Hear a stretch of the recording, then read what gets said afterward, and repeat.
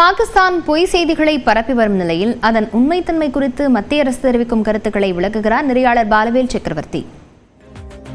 India Pakistan எல்லையில் நீடித்து வந்த போர் பதற்றம் தொடர்பாக நிறைய செய்திகள் வெளிவந்து கொண்டிருந்தது. ஆனா இந்த செய்திகளுக்கு ஊடாக நிறைய போலி செய்திகளும் பரப்பப்பட்டது. அந்த போலி செய்திகளை எல்லாம் கண்டறிந்து பிரஸ் இன்ஃபர்மேஷன் பீரோ ஒரு அதிகாரப்பூர்வமான தகவலை வெளியிட்டிருக்கிறார்கள். எது எது போலி செய்திகள் என்பதையும் அவர்கள் கண்டறிந்து அதை ஒரு ஃபேக்ட் செக் பண்ணி அதையும் கூட அறிவித்திருக்கிறார்கள். அதைத்தான் நம்ம பார்க்கிறோம். போலி செய்திகளை நம்ப வேண்டாம் அப்படிங்கிற ஒரு அறிவுறுத்தலையும் கொடுக்கிறாங்க. முதலாவதா நம்ம பார்க்கக்கூடிய செய்தி என்பது இது இந்தியா பாகிஸ்தான் இடையிலான ஒரு மோதல்ல இந்திய ராணுவ வீரர்கள் அழுது கொண்டிருக்கிறார்கள் அப்படிங்கிற மாதிரியான ஒரு செய்தி என்பது பரப்பப்படுகிறது. ஆனா இது ஒரு ஃபேக் நியூஸ். உண்மையில அவர்கள் ஒரு ராணுவ வீரர்களுக்கான ஒரு பயிற்சியை எடுக்கிறாங்க. அந்த பயிற்சி முடிந்து அவர்கள் பிரிந்து செல்லும் போது, அங்கிருந்து கிளம்பி செல்லும் போது ஒரு பிரிதலை உணர்த்தக்கூடிய வகையில் ஒரு ஆனந்த கண்ணீராக அது இருக்கிறது.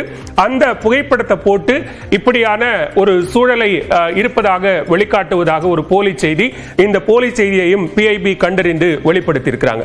அடுத்ததா நம்ம பார்க்கக்கூடிய செய்தி என்பது ஜம்மு ஸ்ரீநகரினுடைய விமான நிலையம் என்பது தாக்குதலுக்கு உள்ளாகி இருக்கிறது.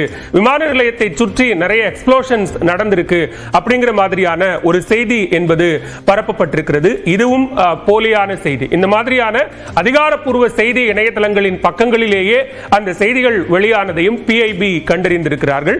அடுத்ததான் நாம் பார்க்கக்கூடிய இன்னொரு செய்தி என்பது ஜெய்ப்பூர் விமான நிலையத்தை சுற்றியும் இதே மாதிரியான தாக்குதல்கள் நடந்ததாக ஏற்கனவே வேற எங்கோ ஏதோ ஒரு இடத்துல நடந்த தாக்குதலினுடைய புகைப்படங்கள் அல்லது வீடியோ காட்சிகளை பயன்படுத்தி ஜெய்ப்பூர் விமான நிலையத்தை சுற்றிலும் எக்ஸ்ப்ளோஷன்ஸ் நடந்ததா ஒரு போலி செய்தி பரப்பப்படுகிறது. அதையும் PIB கண்டறிந்திருக்கிறார்கள். அடுத்ததா நம்ம பார்க்கக்கூடிய செய்தி என்பதும் அந்த மாதிரியான ஒன்றுதான். இந்தியாவில் தற்போது நிகழ்ந்து வரக்கூடிய சூழல் என்பது பாகிஸ்தான் நடத்திய தாக்குதலின் காரணமாக ஏற்பட்டிருக்கக்கூடிய பாதிப்புகள் அப்படின்னு சொல்லி ஒரு பழைய வீடியோவை ஏற்கனவே ஒரு ரேண்டமா ஒரு யூடியூப் பக்கத்தில் போடப்பட்ட வீடியோ ஒன்றை எடுத்து அதை இப்ப நடந்த தாக்குதல் போல சித்தரித்து அந்த செய்தி என்பது பரப்பப்பட்டது. அதையும் PIB கண்டறிந்து நீக்கி இருக்கிறார்கள். மிக குறிப்பா நம்ம ஏற்கனவே சொன்ன மாதிரி அதிகாரப்பூர்வமான பல செய்தி நிறுவனங்களினுடைய இணையதளங்களிலும் அப்படியான ஒரு செய்தி வெளியானது.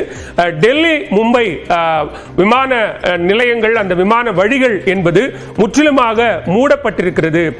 மே 14ஆம் தேதி வரைக்கும் இந்த நடவடிக்கைகள் தொடரும் என்பது போல ஒரு செய்தி என்பதும் இதன் மூலமா ஒரு போலியா பரப்பப்படுது.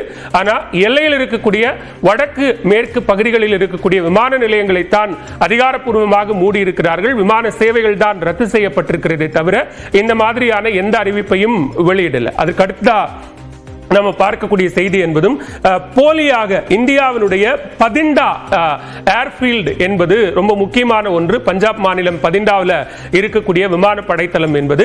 அந்த படைத்தளம் முற்றிலுமாக அழித்து ஒழிக்கப்பட்டது, டெஸ்ட்ராய் பண்ணப்பட்டது அப்படிங்கிற ஒரு போலி செய்தியையும் பரப்பப்படுகிறது.